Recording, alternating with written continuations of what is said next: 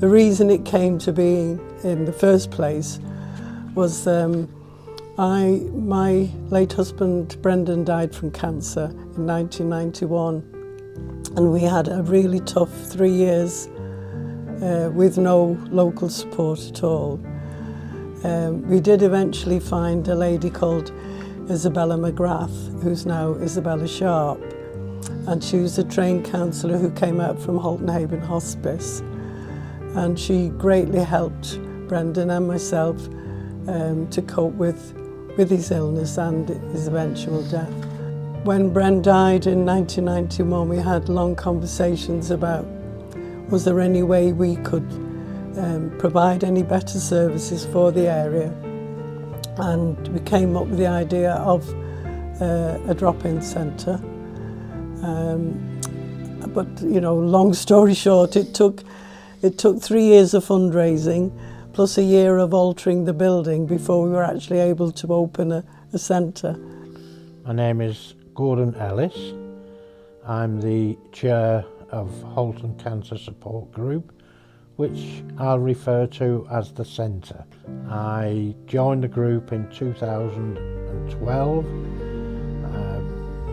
from an invitation from Dee, and became chairman in 2015, which I am extremely proud to represent the charity. We offer support for people when cancer has affected their life in some way, and we do that in a really therapeutic way. So that can be either people who have had a cancer diagnosis themselves, it can be people who are caring for them, or it can also be people who've lost somebody close to them to cancer. And the types of things that we offer, initially when we meet somebody, we do a welcome meeting, a one-to-one welcome meeting with one of our staff team, and that will be where we just understand what's happening for them, how they're feeling, what they're experiencing, and then we look at the different things that we can offer to almost put a plan together. So some people may have that hour and it's just about us listening to them. Some may leave with a plan in place. It depends entirely on the individual, and we're very much about what they feel will help rather than what we tell them will help, if that makes sense. So the types of things we could then offer is professional counselling. We've had such a demand for counselling increased over the last few years, and we've really invested in that side of the service. So our professional counselling is a wonderful offer. It takes a lot of hard work to make sure that's done in a really professional way, but it's also very warm and compassionate, the type of counselling that we offer.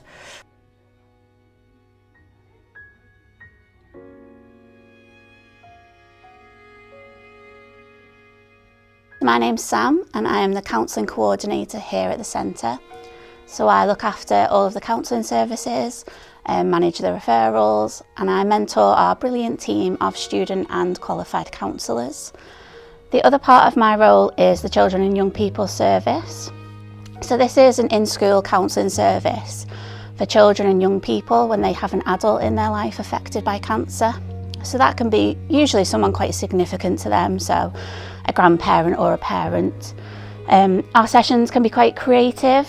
They're very much tailored to the young person, so whatever they need to be able to process what's going on for them, to discuss what's happening right now, to explore their emotions. So we obviously get some young people who are quite chatty, but then others who prefer to do some play or some creative things in session. So we give our young people a safe space where they can have a bit of time out as well, and they can come and sit and talk about what's going on for them, and they don't have to worry about upsetting me or anything like that. Sometimes young people, they can't talk about this at home because they're worried about making mum upset or making dad worried or something like that, but they can come to session and just explore what's going on for them. They can talk about how difficult it is, it might be confusing, they might not know quite what's happening, and we can explore that, we can discuss that. I lost my mother at a very young age of 60 due to pancreatic cancer.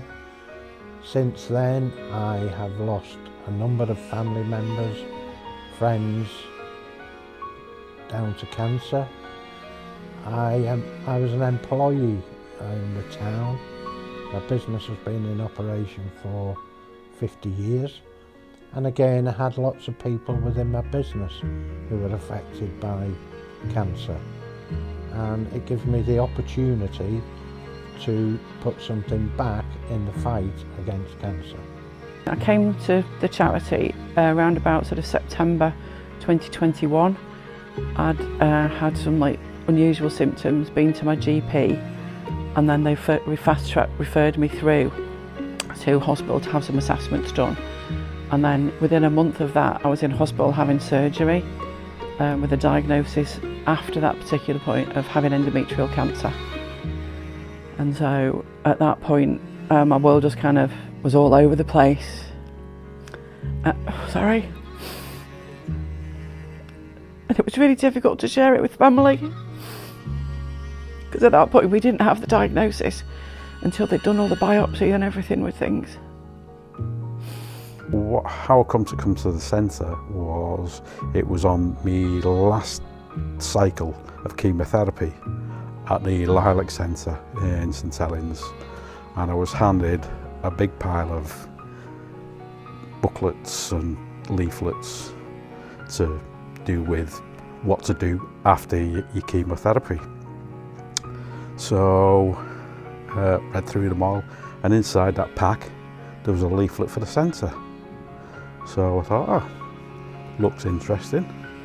So I didn't even know Widnes had a support group. So I gave them a ring and made an appointment, and here I am 3 years later. I'm a volunteer therapist, so I offer reflexology to users at the centre, and I'm also a trustee, so I sit on the board.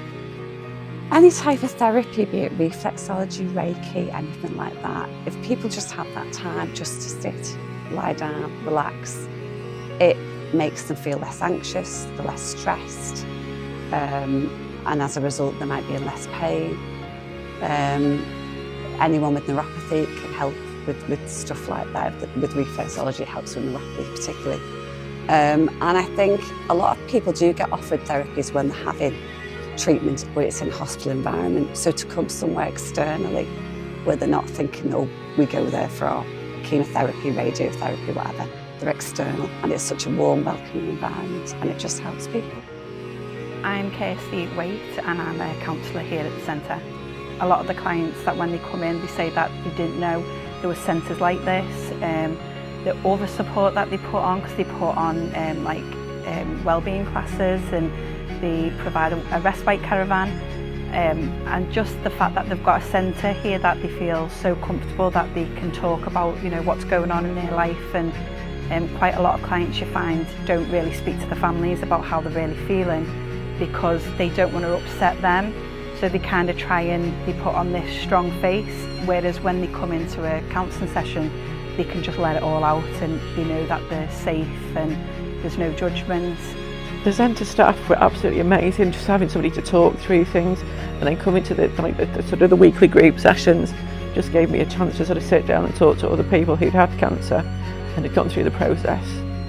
And then you could see sort of there was like another side of it, and you can move on and you can go further through, with the support, and coming every week just would kind of really help me go and have something to look forward to. But then the services that they offer in terms of like the pampering treatment, the Reiki sessions, have done absolutely wonders for me in terms of my mental health and well-being. Well, as I say, the centre is a place where you can come and you get a warm and friendly welcome from both the staff and the volunteers. And it's just a place to come where you can forget about work, forget about your day-to-day stresses, and just come in a nice relaxed atmosphere. We have an excellent board of trustees, and the biggest challenge we have, I would suspect, is funding. It's constantly at the forefront of our discussions that we have sufficient funds to continue the operation of the charity. But I enjoy the meetings because we have quite a varied trustee board, a lot of experience in different walks of life, and I like listening to those people, and I put my opinion forward as well. I am a good listener and I like to contribute. But it's not all business, because I I enjoy life to the full, and the 5k walk, which the charity organises every year as a fundraiser, is a great event, and you're meeting the staff, the trustees and the users of the charity. So yeah, I enjoyed both aspects of it.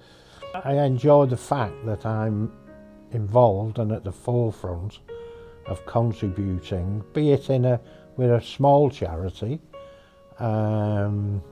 We don't do anything medically, but really I enjoy the fact that I can put something back into the fight against cancer. I love working with the young people and feeling like I'm making a difference for them. It's quite a privilege to sit with the young people, even though it's a short space of time. It's during probably one of the hardest things that they'll go through as a child, if their parent is poorly or if they've lost someone. So it's really lovely to get to know them and to share that experience with them and to support them. We have some fun times in sessions, but we have some sad times too. And I always hope that they go away having learnt something, or feeling supported, or feeling a bit stronger to carry on. Again, I've been fortunate to have roles of responsibility within the council, and I've led reviews of the way the council funds and engages with organisations, and there's no doubt in my mind that this is a valuable and valued organisation, and the council's very grateful for the input it puts into the residents of this town and the counselling that it provides, and it's become a premier counselling organisation across the borough now, and as we're increasingly aware, counselling becomes more and more important in society. So as I said there, we're very grateful that the centre exists, and I personally, as I said, have always been impressed by the commitment of the people I've found here.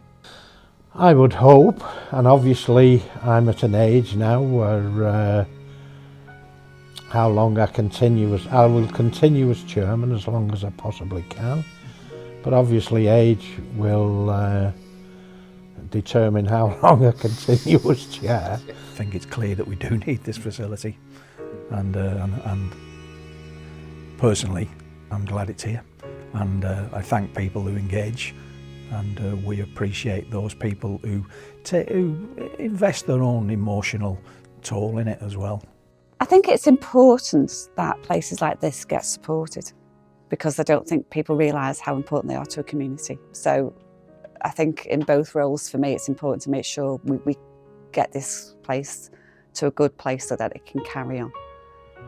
My hope for what I'd like for the centre is to continue to thrive and continue to offer as much support as we possibly can, to grow, because I think there's a lot more people that we can support, and massively I think that the recognition is there for our sector. So our whole sector, there's so much, it's so rich in Halton, there's many services that do so much for people in the community that sometimes is overlooked and sometimes not recognised. So my real hope is that the recognition comes from services, ours and other services similarly, that provide such wonderful experiences and development and growth for people, that we get that real recognition and that people see. So I think a 30-mile dot on the horizon is wonderful, and really shows that we wouldn't still be here if we didn't make a difference. We wouldn't still be here if we weren't of value to people.